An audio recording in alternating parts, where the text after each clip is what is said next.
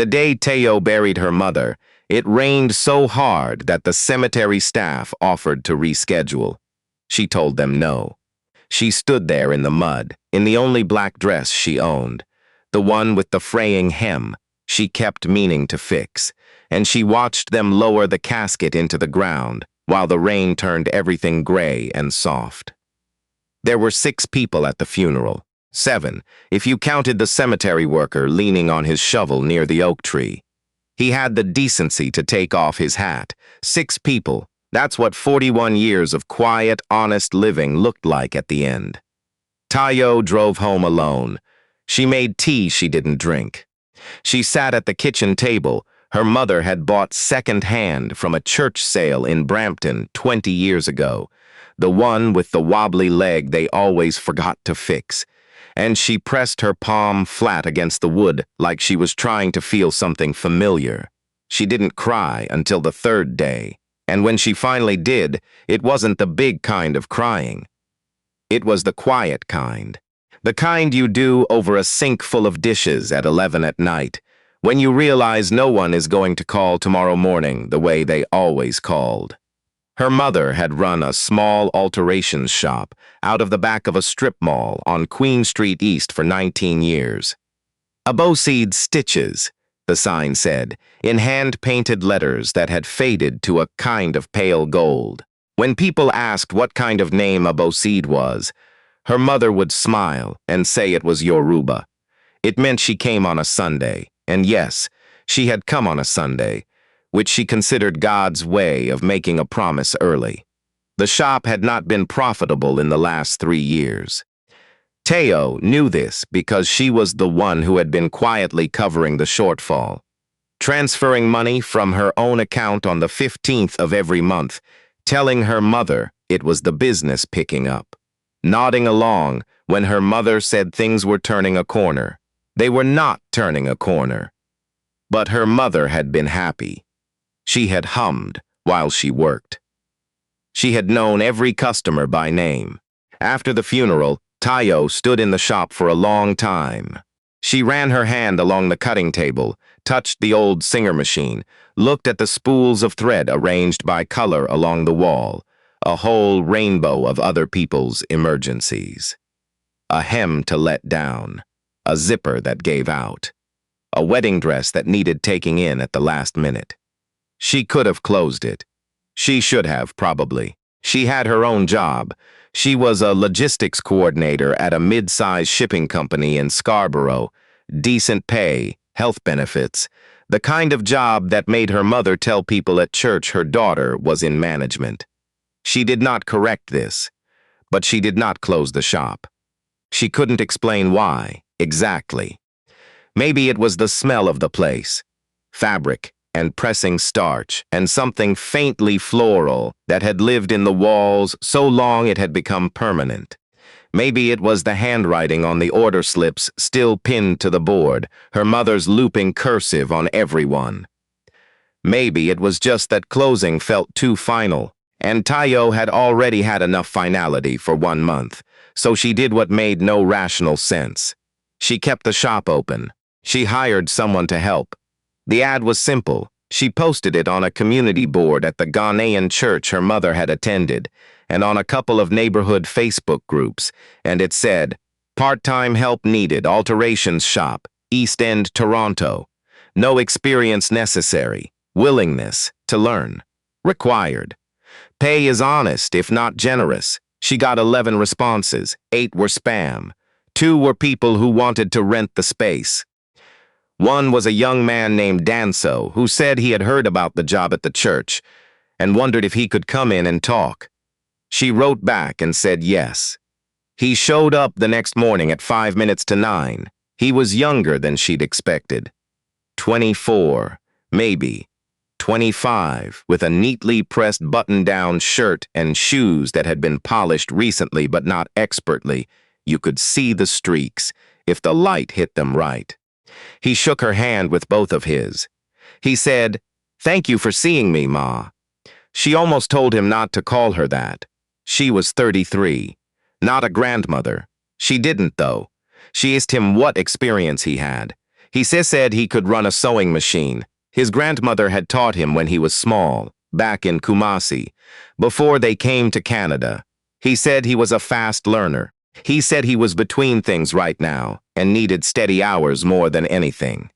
Between things. She knew what that meant, or she thought she did. She'd been between things herself, once, when she first came to Toronto at 19, sleeping on her aunt's couch in Etobicoke for 7 months, while she figured out which way was forward.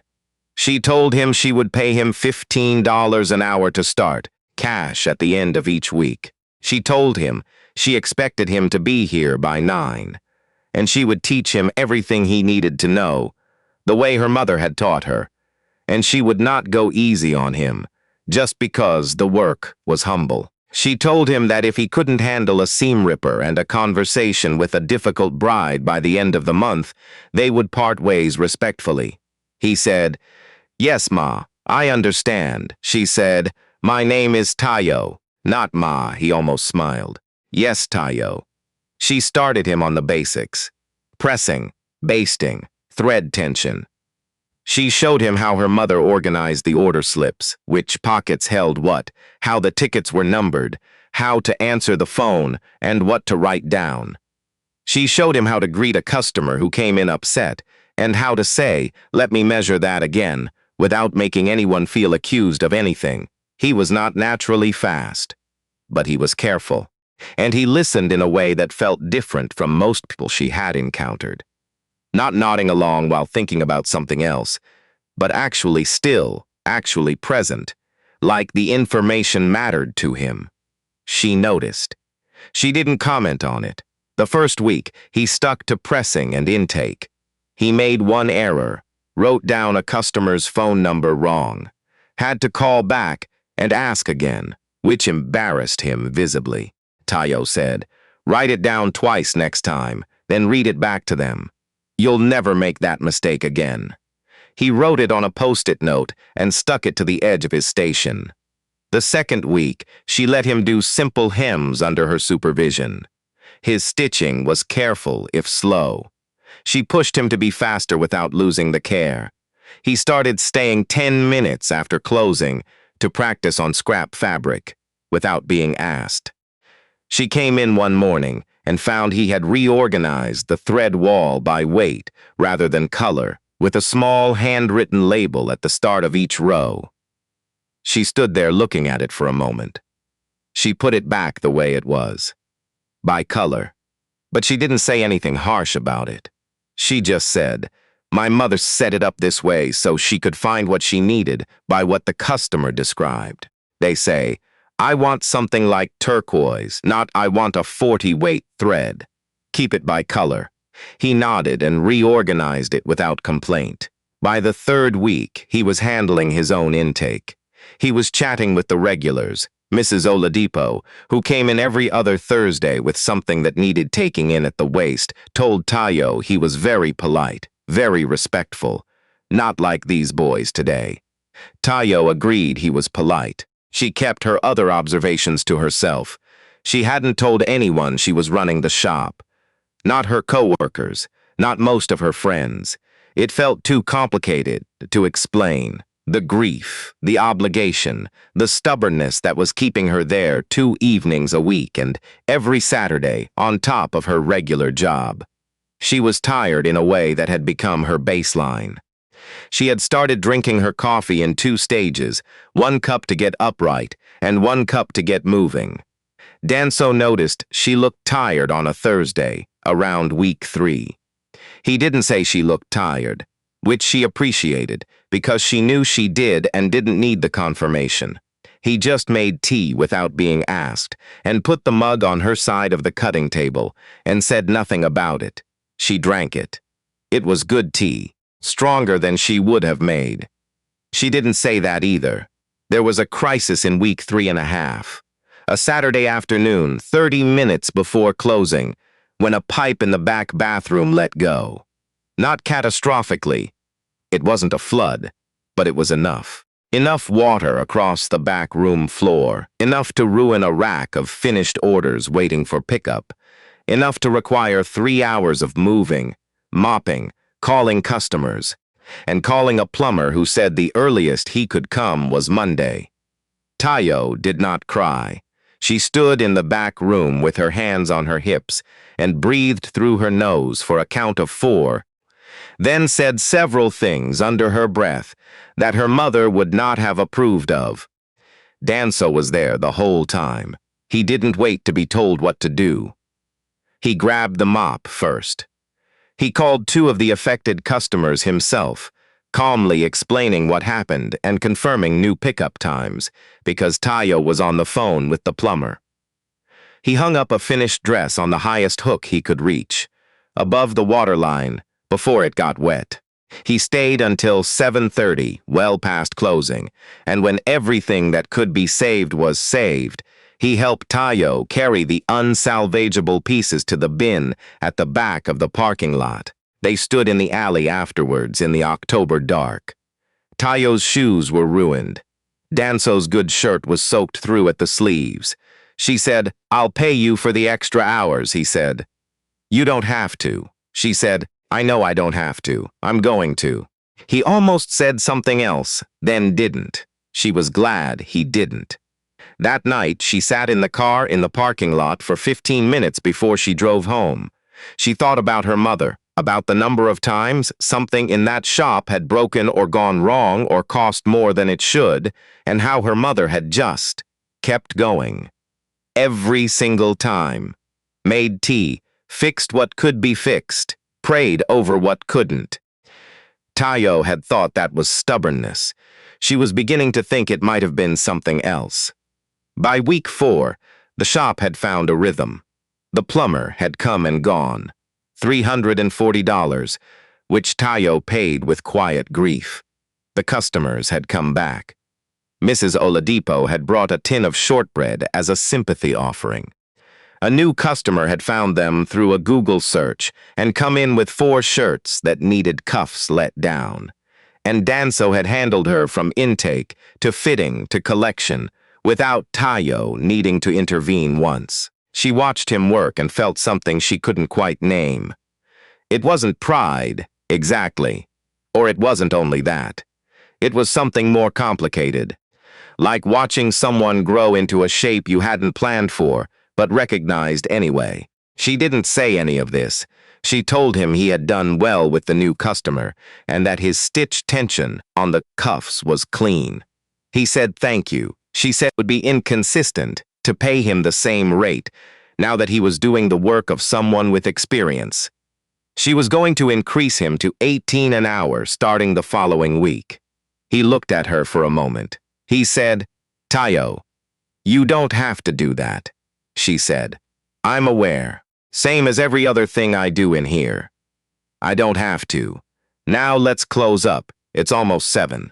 He laughed then, quietly, to himself, just breath and a small shake of the head. She turned away before she could smile back. It was the Tuesday of the 5th week, day 31 of Danso working at Abosade's Stitches, when a dark gray car pulled up in front of the shop.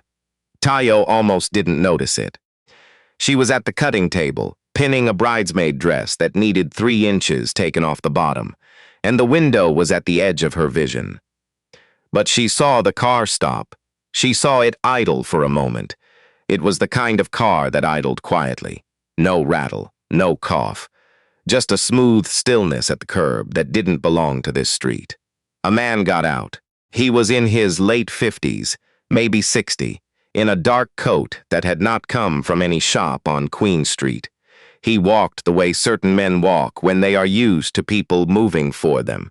Not hurriedly, but with the confidence of someone who has never been in a real lineup. He stopped at the door of Abosade's Stitches and looked at the sign. He looked at it for a moment longer than people usually looked at signs. Then he came in. The little bell above the door rang. Danso was at the pressing table when the man entered. He looked up the way he always did when the bell rang, and then he went still in a way that was entirely different from his usual stillness. Not the focused stillness of someone paying attention. The other kind. The man looked around the shop slowly. He looked at the thread wall. He looked at the order slips. He looked at Danso with an expression that was not surprise, not quite, and then he looked at Tayo. He said, "Good afternoon. Are you the owner?" Tayo said she was. He said his name was Obina Mensah. He said he had heard about the shop. She waited. He said, "My son has been working here for a month." The room went very quiet. Tayo didn't look at Danso. She kept her eyes on the man in front of her, Obina, and she said, carefully, "Your son." He said yes. She said, "What does that mean for me, exactly?" He smiled then. And the smile was not what she expected. It was not the smile of a man who had come to retrieve something or take something back or make an announcement of importance. It was tired around the edges, a little humble. The kind of smile a person wears when they've spent a long time working up to a conversation. He said, "May I sit down?" She gestured to the chair by the window, the one she kept there for customers waiting for alterations. He sat. He folded his hands. He said, "My son came to me in August and told me he wanted to work. I mean work, not the way I work, not behind a desk, not managing people from above. He said he wanted to understand what it meant to earn something small and do it right. I told him if he wanted to do that, he had to do it without my name behind him.